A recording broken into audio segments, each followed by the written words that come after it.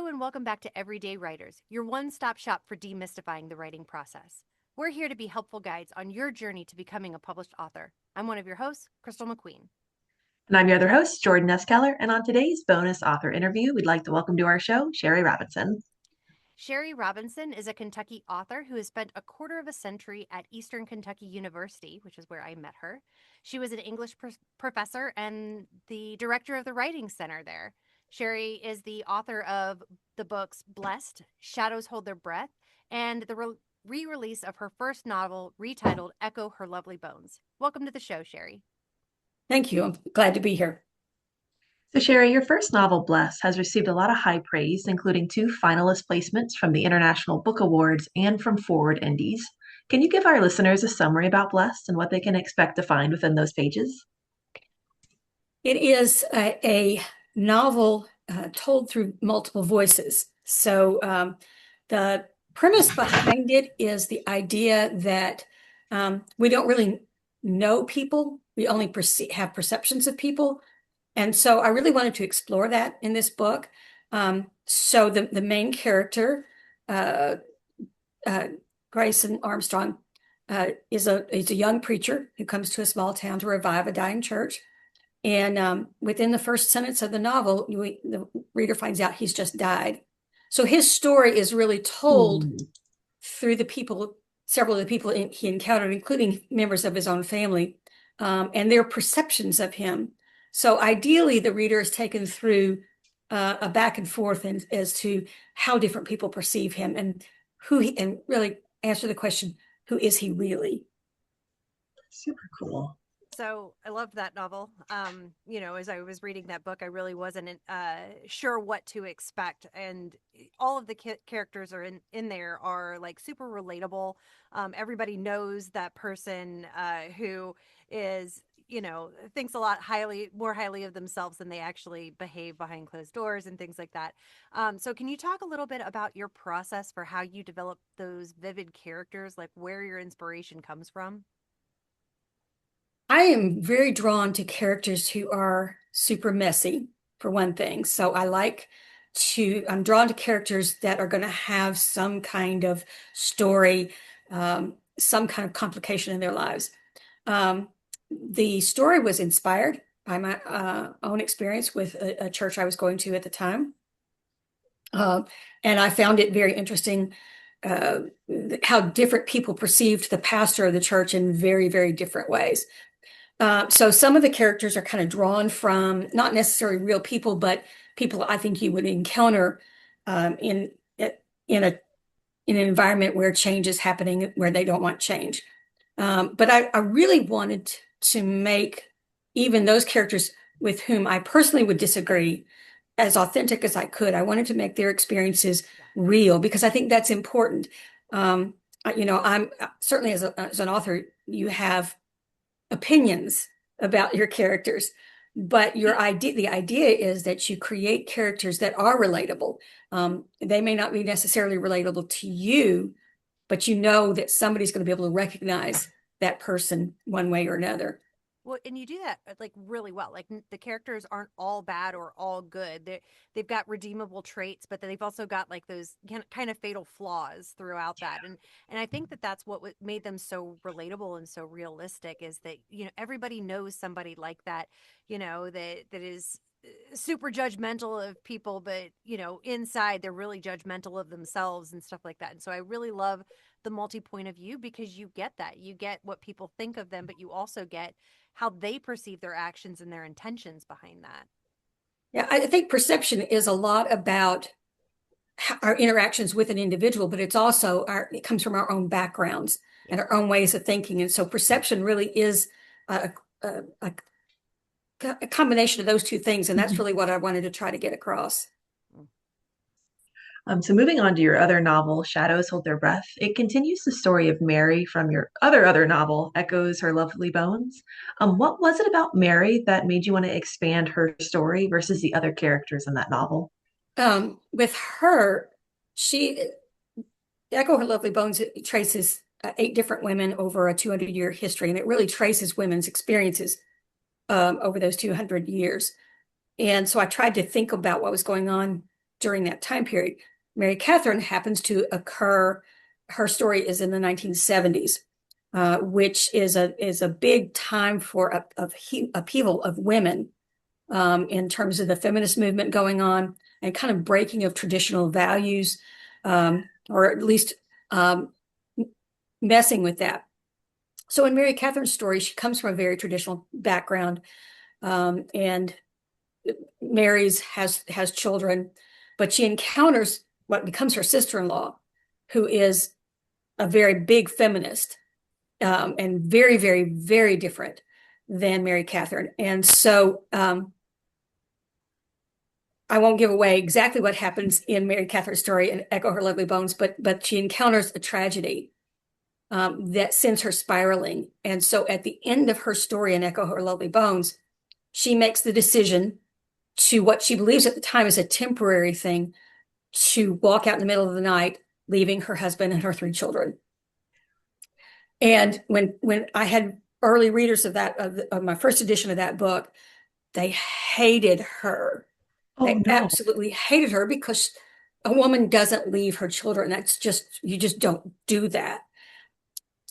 But I had this empathy for her. I felt like there was something more to her. And it's not that I was wanted as a writer to excuse what she did, but I wanted to understand what she does.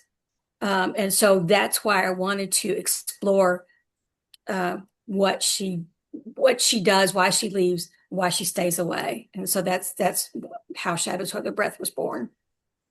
Very So, cool. as one of those early, I guess I wasn't the earliest readers, but I was one of your early readers for that novel, and I did not hate her. Like I definitely had a hard time relating to somebody who would leave their kids in the middle of the night. But you make her a very empathetic character. So like from the very beginning, I didn't hate her. Maybe maybe I'm a minority of those. I know that I didn't read a whole lot of your book because it was school, but so continuing to talk about, Echo Her Lovely Bones. And I do know that, we've talked about this back when we were in school together, but you re-released your original book. And so can you talk about why you re-released that new book, that old book under a new name? Like what drove that? Because I know you released those together. Yeah, when I found my publisher, Shaylin House Modern Press, um, she had the publisher had read that first edition of that under its other title. And so when we sat down, I had just started Blessed, and I uh, asked her if would be interested. Sent her the few pages I had. She said she would. And so we signed a 3-book deal.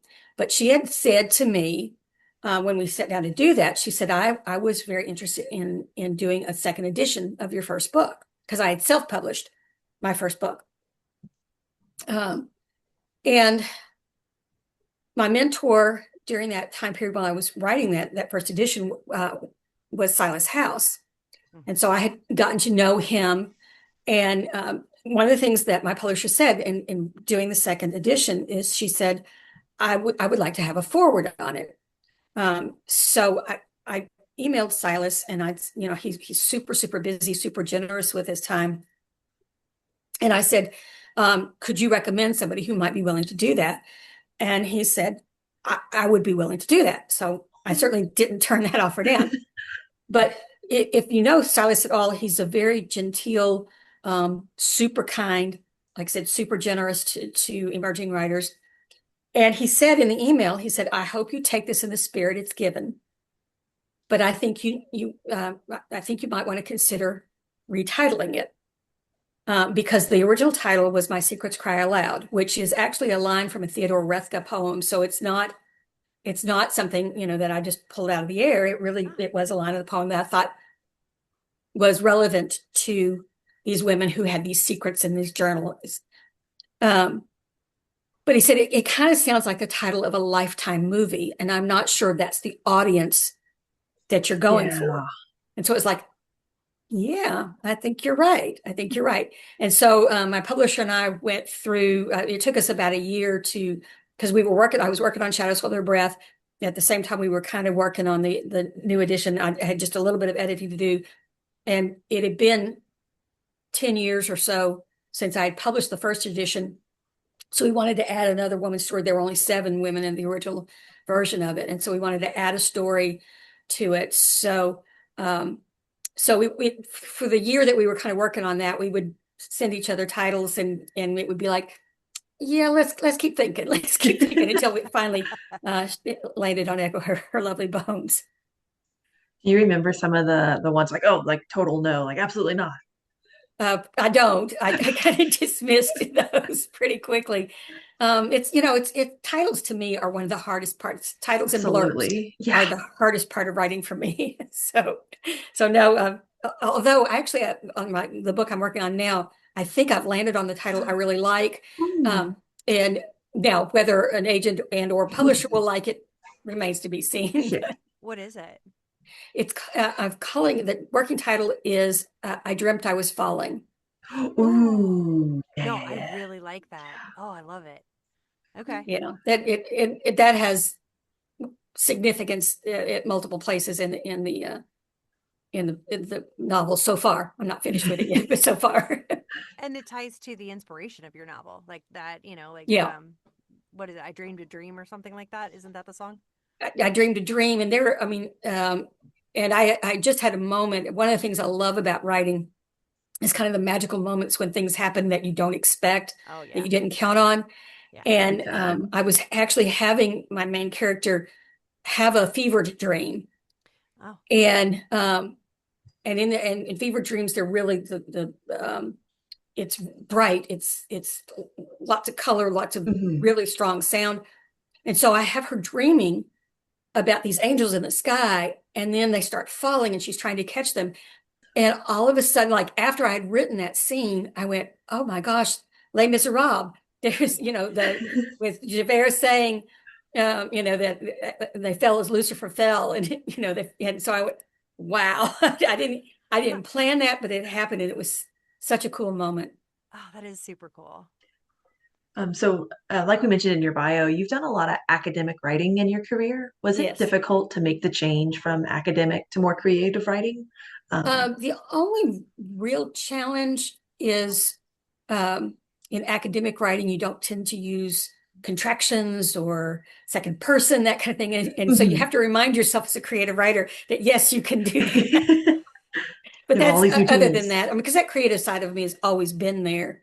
Um, and I taught literature for a long time, so I Oh. was reading really good writers, Mhm. and so that made it, I think, a little bit easier to make the shift.